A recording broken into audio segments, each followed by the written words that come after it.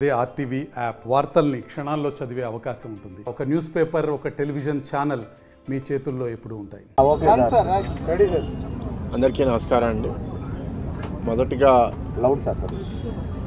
దేశవ్యాప్తంగా ప్రత్యేకంగా తెలుగు రాష్ట్రాల్లో విపరీతమైన వర్షాలు, ఈ హరికేన్ వల్ల కూడా చాలామంది వరదల వల్ల ఇబ్బంది పడుతున్నారు. ప్రత్యేకంగా విజయవాడ, గుంటూరు ప్రాంతంలో వరదలు ఎంత డ్యామేజ్ చేసినాయో, ఎలా ఇనండేట్ చేసినాయో అందరూ మనం మీడియా ద్వారా కూడా చూడటం జరిగింది. ఆల్రెడీ కొన్ని ప్రాణాలు కోల్పోయాము, ఇంకా చాలామంది ఇబ్బందులు ఉన్నారు. అందరూ సేఫ్టీకి చేరాలని అండ్ నార్మల్సీ కూడా రిస్టోర్ అవ్వాలని చాలా త్వరగా కోరుకుంటున్నాము.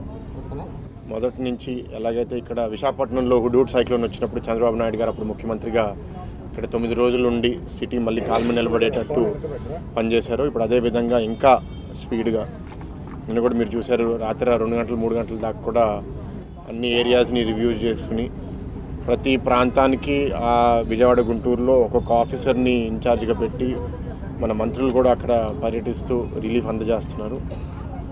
మా తరపు నుంచి కూడా ఇప్పుడు త్వరలో నేను కూడా సోషల్ మీడియాలో పెడదాం అనుకున్నాము. గీతం యూనివర్సిటీ తరపు నుంచి 50,000 మీల్స్ కూడా మేము ఇప్పుడు ఇక్కడ మా దగ్గర వండి ట్రైన్ ద్వారా పంపిస్తున్నాము ఓవర్ ద నెక్స్ట్ 2 days. ఇంకా అవసరమైతే ఇంకా మీల్స్ కూడా మా తరపు నుంచి ఒక రిలీఫ్ సపోర్ట్గా మేము ప్రకటించడం జరగబోతుంది. అయితే విజయవాడ ఫ్లడ్స్ ఇష్యూ తర్వాత ఇవాళ ఆంధ్ర యూనివర్సిటీకి రావడానికి కారణం ఏంటంటే ట్రీ ప్లాంటేషన్ డ్రైవ్. ఇవాళ 500 ట్రీస్ మాస్టర్ 1000 ట్రీస్ అక్కడ ఒక రోలో ఈ గ్రౌండ్ చుట్టూ ప్లాంట్ చేయడం జరిగింది. దాంట్లో 5 నేను ప్లాంట్ చేశాను. అది కాకుండా ఇక మిగతా ఇష్యూస్ కూడా తీసుకున్నారు. డ్రగ్ ఫ్రీ క్యాంపస్ అని, సే నో టు ప్లాస్టిక్ అని, ఇంకేంటి ర్యాగింగ్ ఫ్రీ క్యాంపస్, 4వది క్లీన్ అండ్ గ్రీన్ క్యాంపస్ తయారు చేయాలని. నేను కూడా ఏయూకి మొదటిసారి ఎంపీగా అయిన తర్వాత రావడం ఇదే programme. And incharge vice chancellor, registrar కూడా అపాయింట్ అయిన తర్వాత కూడా ఫస్ట్ టైం రావడం. సో పిల్లలతో మాట్లాడుతున్నప్పుడు చెప్పాను దట్ ఏయూ ఎన్నో సమస్యల వల్ల రకరకాల ఇబ్బందులు ఫేస్ చేస్తుంది. ఏయూకి మళ్ళీ పూర్వవైభవం రావాలి అంటే దీని మీద చాలా దృష్టి పెట్టాల్సిన అవసరం ఉంది. మన రాష్ట్ర విద్యామంత్రి నారా లోకేష్ గారు కూడా దీని మీద చాలా సంకల్పంతో ఉన్నారు. ర్యాంకింగ్లోనే కాదు, అన్ని విధాలుగా ఏయూలో పిల్లలకి, టీచర్స్కి, సమాజానికి ఏదైతే ఏయూ మీద ఒక మంచి అభిప్రాయం ఉందో అది అనేక కారణాల వల్ల దిగజారిపోయింది.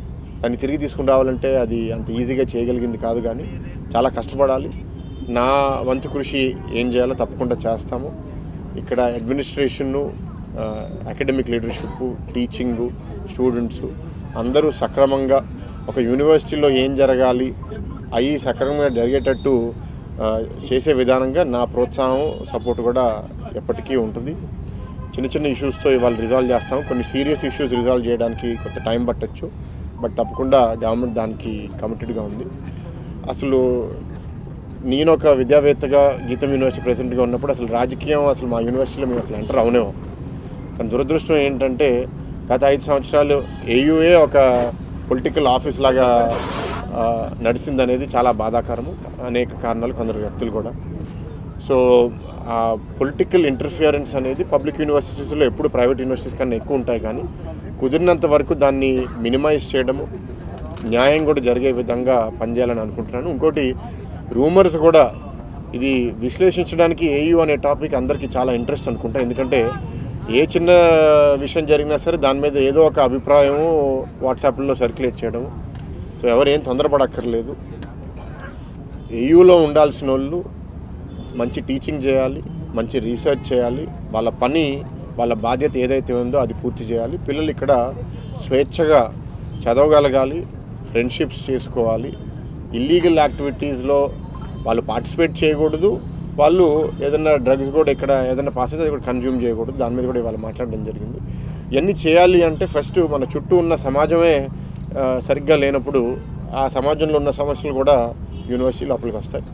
సమాజం ఇప్పుడు పొలిటికల్ వ్యవస్థలో మార్పు వచ్చింది, కొత్త అలయన్స్ కూటమి ప్రభుత్వం వచ్చింది. కాబట్టి మా తరపు నుంచి డ్రగ్స్ లేని విశాఖపట్నంగా తయారు చేయాలి, లా అండ్ ఆర్డర్ కంట్రోల్ లోపలికి తీసుకుని రావాలి, పొలిటికల్ ఇంటర్ఫియరెన్సు ఎడ్యుకేషన్ ఇన్స్టిట్యూషన్స్లో ఉండకూడదు అనే ఒక ఆలోచనతో మేము పనిచేస్తున్నాము. ఏయూలో కొన్ని వెస్టెడ్ ఇంట్రెస్ట్ నెగిటివ్ ఎలిమెంట్స్ కూడా కొందరు పాతుకుపోయి ఉన్నారనేది చాలామంది చెప్పే విషయం. అది మెల్లమెల్లగా ఐడెంటిఫై చేసుకుని అందరినీ వీడౌట్ చేస్తాము. దేనికి తొందరపడక్కర్లేదు. నేను కూడా జనరల్గా రూమర్స్కి పెద్ద రియాక్ట్ అవ్వను.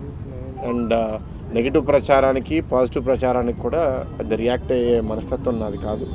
ఏ ఇష్యూలో అయినా లోతు లోపలికి వెళ్ళి అర్థం చేసుకుని దానికి మనం రియాక్ట్ అవ్వాలి.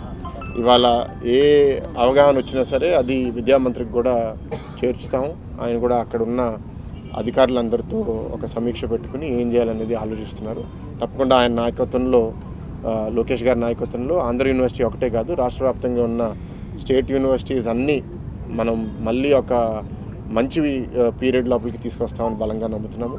అంతేకాకుండా high schools, middle schools, elementary schools అవి కూడా చాలా డెవలప్ చేయాలి. ఎందుకంటే ఎక్కువ డ్యామేజ్ పిల్లలకి సమాజంలో స్కూల్ ఎడ్యుకేషన్లోనే అవుతుంది. మొన్నే మేము చంద్రంపాలెం హై స్కూల్కి కూడా వెళ్ళడం జరిగింది.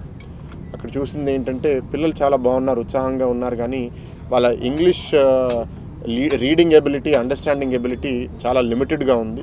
ఒక 10th క్లాస్ చదివే పిల్లలకి దానికన్నా ఎక్కువ ఉండాలి, కానీ అనేక కారణాల వల్ల వాళ్ళు కొన్ని ఇబ్బందులు ఫేస్ చేస్తున్నారు. అవి కూడా మనం వెంటనే కరెక్ట్ చేయలేము.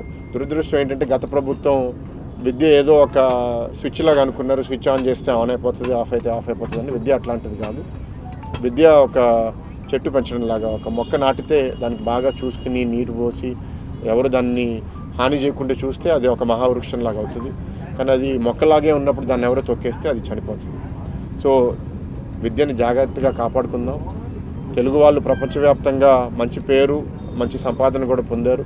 కానీ అదే పేరు, సంపాదన మనం ఇంకా కాపాడుకోవాలంటే నైతిక విలువలు ఉన్న విద్య కూడా అందరికీ అందజేసి సంపదతో పాటు ఒక ఇంటిగ్రిటీ, వాల్యూస్ ఉన్న వాళ్ళు కూడా తెలుగు వాళ్ళు అనే పేరు సంపాదించుకోవాలంటే ఆంధ్రప్రదేశ్ ప్రభుత్వం మీద చాలా బాధ్యత ఉంది. ఆ విధంగా మా నాయకుడు చంద్రబాబు నాయుడు గారు, పవన్ కళ్యాణ్ గారు, లోకేష్ గారి నాయకత్వంలో మీ అందరం కలిసి పనిచేస్తాం. మరిన్ని వీడియోస్ కోసం ఛానల్ ని సబ్స్క్రైబ్ చేయండి. లేటెస్ట్ అప్డేట్స్ కోసం వాట్సాప్ ఛానల్ ని ఫాలో చేయండి. అండ్ లింక్ డిస్క్రిప్షన్ లో ఉంది.